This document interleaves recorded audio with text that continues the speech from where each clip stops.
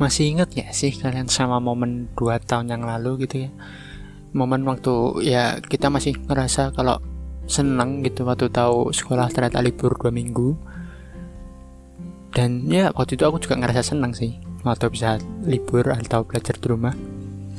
Dan siapa sangka ternyata 2 minggu yang harusnya jadi waktu yang singkat berlangsung selama lebih dari 2 tahun hingga saat ini. Ya, dan kalian semua juga udah tahu kalau penyebab dari itu semua ya pandemi COVID-19 atau Corona yang sayangnya makin hari ke hari, bulan ke bulan, hari ke hari, minggu ke minggu, bulan ke bulan justru naik turun dan bahkan sekarang tambah parah.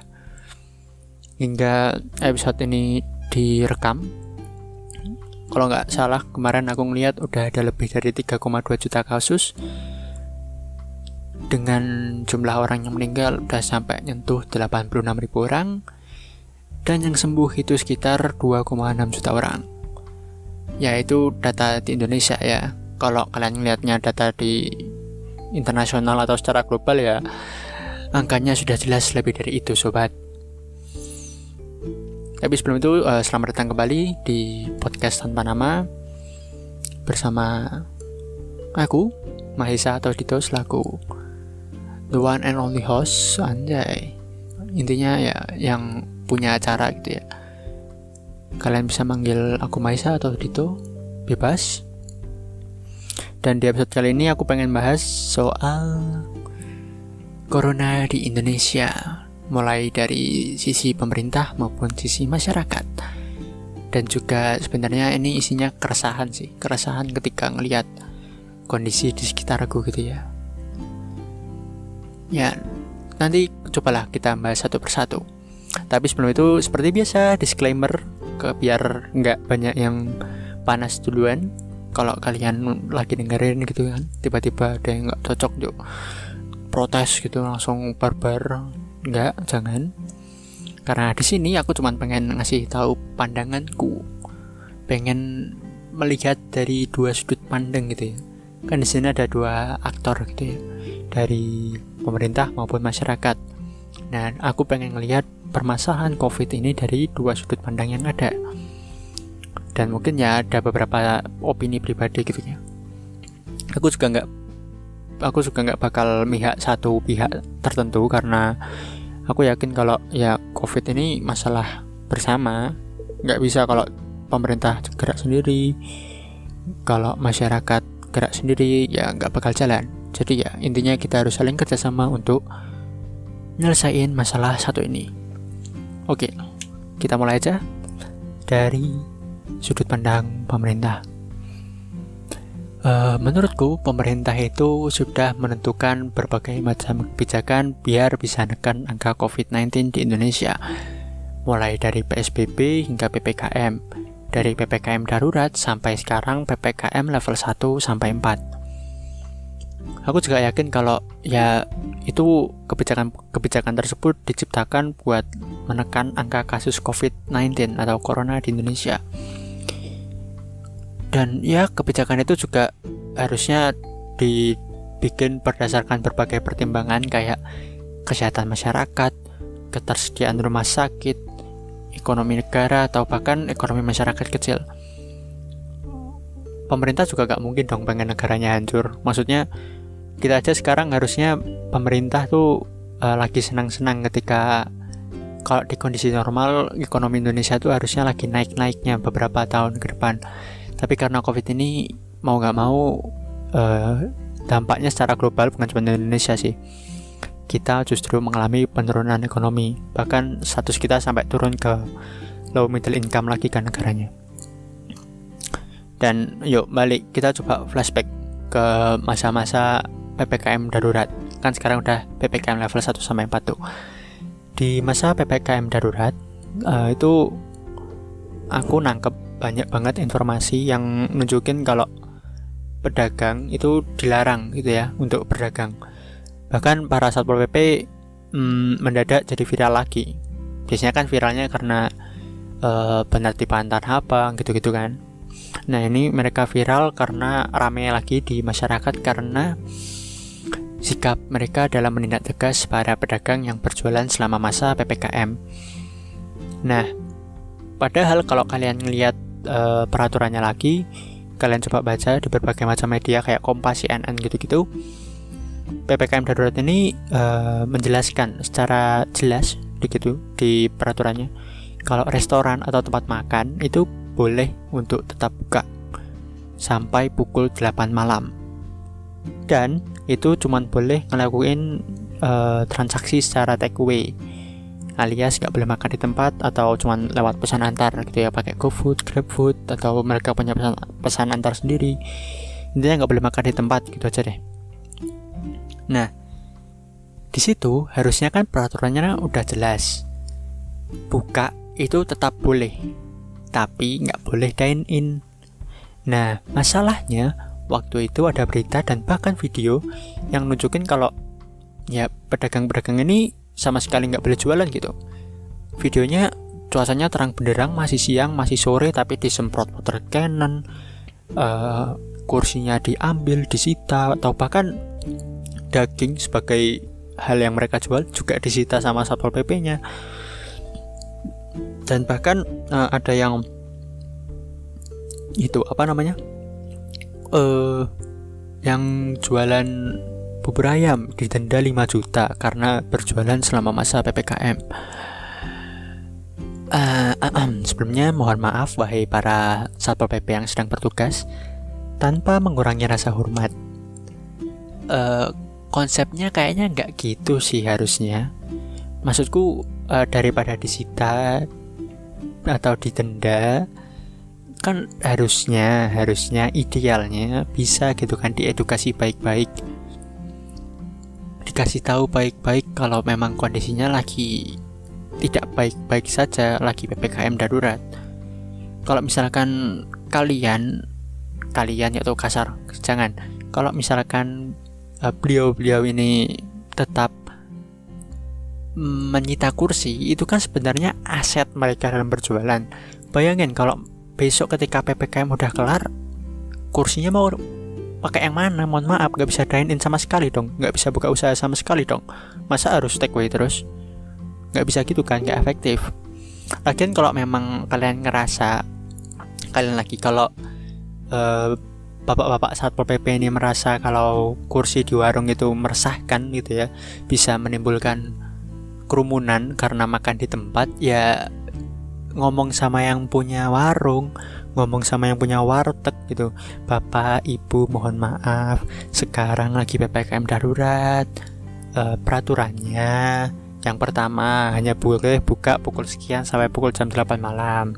Yang kedua tidak boleh ada makan di tempat. Oleh karena itu mungkin kursi-kursi ini bisa Bapak masukkan kembali karena ya kemungkinan bisa menyebabkan masyarakat yang belum tahu justru datang ke sini dan makan di tempat. Kan enak gitu loh, nggak usah gas-gasan sambil nyita, sambil ngambil barang-barang. PR coy nanti yang ada. Lagian balik lagi, itu kalau misalkan diambil ya mereka mau jualan apa? Apalagi yang ngambil daging. Ya mohon maaf, itu daging buat dijual coy. Kalau diambil ya mereka mau take away pun nggak bisa jualan. Yang didenda apalagi, mereka kondisi kayak sekarang lagi susah, mau bayar denda pakai apaan? Orang dapat, ada yang beli aja syukur gitu kan, 1-2 aja syukur, apalagi suruh bayar denda 5 juta, buset. Duit dari mana? Mohon maaf bapak-bapak Satpol PP, tolonglah, ini aturannya udah jelas, PPKM harusnya udah jelas, buka sampai jam 8 malam. Nah yang ke bawahnya nih tolonglah dikondisikan. Oke? Ya itu yang pertama yang bikin aku bertanya-tanya soal why gitu loh. Why kenapa Satpol PP itu harus kayak gitu? Padahal kayaknya nggak efektif gitu kan. Ada lagi soal water cannon alias semprot-semprot pakai air. Mohon maaf, itu warung basah kaya. Itu kalau warung basah kuyup juga kayaknya nggak bakal ngasih efek jerah deh. Dan kayaknya untuk masalah efektif apa nggak efektif, yang balik lagi paling benar itu ya edukasi, ngomongin baik-baik. Dan kalau kalian lihat video yang water cannon tuh juga dilakuinnya sore loh kalau nggak salah, cuacanya masih terang benderang, cahayanya cukup gitu kan. Padahal peraturannya jam 8 malam baru ditutup kan untuk warung-warung. So ya, ayo budayakan untuk mengedukasi baik-baik sebelum bertindak tegas dan segala macamnya. Oke? Kalau sistemnya kayak gitu terus, bisa-bisa setelah PPKM kelar atau bahkan corona kelar, mereka yang masyarakat kecil atau yang pedagang-pedagang ini ya beneran kehilangan kerjaan, nambah pengangguran, nambah masalah Indonesia lagi, PR tambah banyak. Oke? Itu intinya. Aku cuman pengen bilang kalau sebenarnya peraturannya udah jelas, cuman ya mungkin di bawahan-bawahannya ini rada wadidau gitu ya. Harusnya bisa lewat edukasi tapi langsung tidak tegas.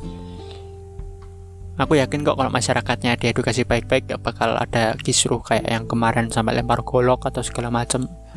Kecuali emang masyarakatnya memang batu. Ya, ini itu kalau dari sisi pemerintah atau aparat lah ya. Kalau untuk masyarakat, nah ini kalau untuk masyarakatnya aku banyak hal-hal yang aku merasa resah gitu ya, rada meresahkan gitu. Yang pertama soal PPKM darurat yang tadi. Kalau nggak salah aku ingat betul kalau itu PPKM darurat udah dihimbau gitu ya, udah dikasih pemberitahuan sekitar 2 hari sebelum diterapkan. Kayak kalau nggak salah itu ditetapkan hari Senin. Soal PPKM ini udah ada omongan sejak hari Jumat atau Sabtu, ada selang sekitar 2 atau 1 sampai 2 hari lah katakan, untuk masyarakat bisa bersiap-siap. Harusnya sih gitu ya, aku nangkepnya. Kenapa diomonginnya sebelum hari H itu ada selang beberapa hari, biar masyarakat itu bisa mempersiapkan kalau ada peraturan baru. Nah masalahnya kok ya masih ada yang waktu ditegur di video bilangnya belum tahu kalau ada PPKM darurat, kalau pembukaannya cuma sampai jam 8 malam. Dan itu tuh beritanya di Jakarta gitu loh, di pusat daerah, di pusat negara, bahkan pusat informasinya. Malah mereka dengan santai bilang, saya nggak tahu pak kalau misalkan ternyata tidak boleh sampai buka jam 8 malam, jadi kami baru buka malam ini. Mohon maaf, selama 2 hari itu para pedagang ini ngapain, bapak-bapak ngapain di Jakarta loh. Bahkan yang di Borobudur, kalau lihat dari infonya temanku, itu udah ada sosialisasinya duluan, dari wali kota maupun gubernurnya udah sampai nurunin surat edaran soal mall ditutup jam berapa, pasar ditutup jam berapa. Udah jelas, sangat jelas di daerah. Bahkan ketika sore itu ada petugas yang keliling gitu kan di wilayah Borobudur. Mohon maaf bapak, ini udah jam 4 sore, misalkan udah jam 4 sore, nanti jam 8 silahkan ditutup ya pak, karena kita sedang PPKM darurat di Pulau Jawa dan Bali, peraturannya begini. Bisa loh, manut loh ning daerah. Iki ning Jakarta malah ora atos sih jane. Aku ora engko dicapeknya lagi masyarakat. Enggak kayak gitu. Kok ya bisa yang di Jakarta malah bilang belum tahu gitu lah.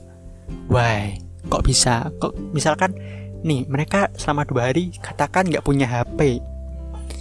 Lah kan infonya di mana-mana ada, di koran, di televisi.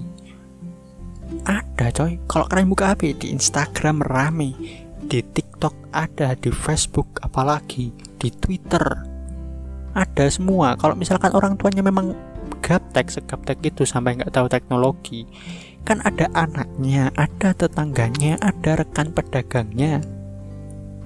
Bro, come on. Nggak apa ya, why gitu loh, why kok bisa kalian belum tahu dengan bilang saya belum tahu ada aturan soal PPKM lah segala macam. Why? Intinya gitulah, ingin bertanya-tanya. Kemudian itu yang pertama. Yang kedua aku mau ingin bahas soal itu ada info tentang apa ya, ada info soal warung atau tempat makan cuman boleh dine in alias makan di tempat sekitar 20 atau 30 menit gitu, tergantung sama level PPKM-nya, mau level 3 atau level 4. Dan itu banyak banget yang protes. Padahal menurutku itu masih sangat-sangat make sense. Kenapa diciptakan aturan itu? Kenapa diciptakan peraturan cuman boleh makan 20 sampai 30 menit? Kenapa? Karena ketika ketika masyarakat diperintahkan untuk PPKM, untuk semuanya harus take away, nggak bisa bos. Yang di warteg yang nggak bisa layanan lewat GoFood, GrabFood, menggeh, mengkis, rekoso gitu. Susah payah buat bisa hidup. Makanya diciptakan peraturan ini biar mereka tetap ada yang makan di tempat, biar makan di tempat tetap diperbolehkan, mereka bisa jalan lagi walaupun kembali lagi dibatasi dengan peraturan-peraturan tertentu. Contohnya buka sampai jam 8 malam atau ya kalau nggak salah jam 8 malam, dan waktu makan di tempatnya dibatasin 20 atau 30 menit. Dan 20 atau 30 menit itu waktu yang sangat-sangat cukup untuk makan. Ya kali kalian mau makan 1 jam walaupun sendirian. Lah bang, tapi nanti gak bisa ngobrol waktu makan. Ya memang gak boleh ngobrol cuy, kondisinya lagi gak memungkinkan, kondisinya lagi parah gitu. Kok ya sempet-sempetnya bilang gak boleh ngobrol? Ya memang gak boleh. Makan kelar pulang udah coy, gak sampai 20 menit. Kalian kalau pramuka itu ada sesi makan suruh 5 menit kelar juga habis, bisa. Walaupun keselak tipis ya itu 5 menit. Kalau pengen nambahin waktu 15 menit harusnya lebih dari cukup dong. Oke, kalau memang kalian pengen makan santai ya jangan makan di tempat gitu aja. Tinggal ambil motor ke warung, beli bungkus, pulang. Udah, nikmati bersama orang-orang rumah atau nikmati sendirian. Enjoy your food sampai mau dibawa 1 jam ya silahkan. Yang penting yang warteg tetap jalan. Dan ini juga peraturan dibikin kayaknya buat orang-orang yang kerjanya di jalan gitu, kayak driver GoFood, driver Gojek, driver Grab, yang ya mau nggak mau mereka sehari-hari di jalan. Gak mungkin mereka pulang dulu cuma buat makan coy. Mereka mau beli warteg ya kali harus take away. Makanya dibikin dine in yang menurutku mereka juga gak mungkin lama-lama di warungnya dong. Mereka harus cari uang lagi, harus ngelayanin order lagi, harus keliling-keliling lagi di jalanan. Ya masih make sense. Makanya coba sekarang kalau misalkan ada peraturan-peraturan baru, sebelum tangannya gatel buat ngetik-ngetik gitu ya dipikir-pikir dulu lah, kenapa kira-kira kebijakannya dibuat kayak gitu, kira-kira tujuannya buat siapa. Oke? Be smart. Jangan kalah pintar sama HP kalian. HP kalian boleh sangat keren, sangat mahal, tapi otak kalian harusnya bisa lebih mahal daripada itu. Dan kontrol juga jari-jari kalian di internet, nah. Berbahaya. Oke? Kalem. Itu yang kedua. Kemudian yang ketiga, soal teori-teori konspirasi. Banyak di antara kita yang dengar kalau COVID itu nggak ada, COVID itu cuma akal-akalan elit global. Lu percaya COVID mau banget dibuat pemerintah? Aku dari dulu sampai sekarang nggak percaya adanya COVID. Kalian mesti udah banyak juga sih dengar kayak gitu, mulai dari netizen di kolom komentar, tetangga, teman, atau bahkan kerabat dan juga keluarga kalian sendiri.